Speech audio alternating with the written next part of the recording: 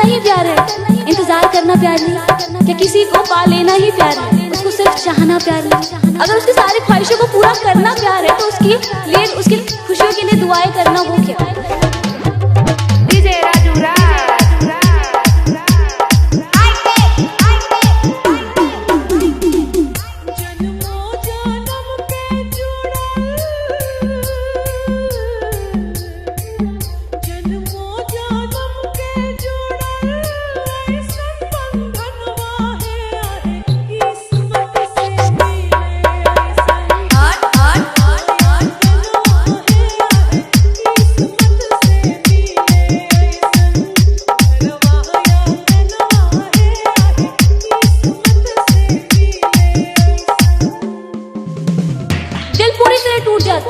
दिल पूरी तरह टूट जाता है, हम खुद से ही रूठ से जाते हैं, पर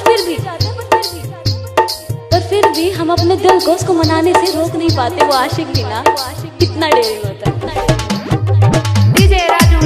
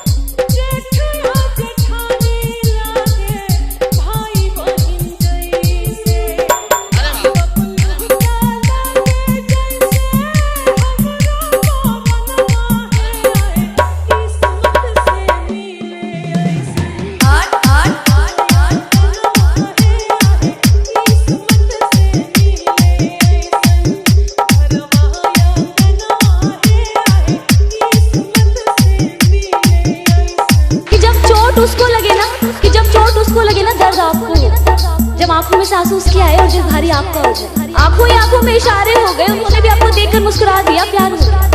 आज कुछ बात हुई, कल मुलाकात हो गई और प्यार हो गया। नहीं यार, वक्त लगता है प्यार होने में, ये 2-4 मुलाकातों में बात नहीं बनती, समय लगता है किसी को समझने, और प्यार करना ही अपने आप में बहुत बड़ी बात है। और अगर एक तरफा हो ना तो फियर फैक्टर, खतरों के खिलाड़ी।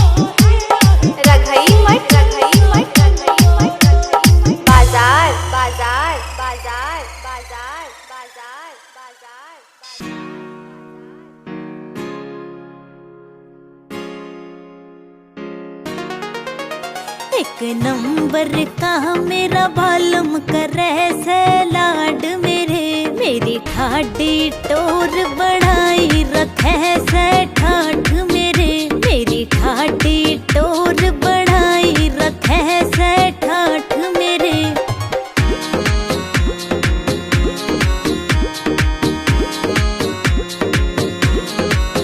मन रोज घुमावण लेके जावे होटल में वो डिनर करावे, रोज घुमावण लेके जावे होटल में वो डिनर करावे, शॉपिंग भी करवावे है, खुल गए भाग मेरे, मेरी ठाडी टोर बढ़ाई रखे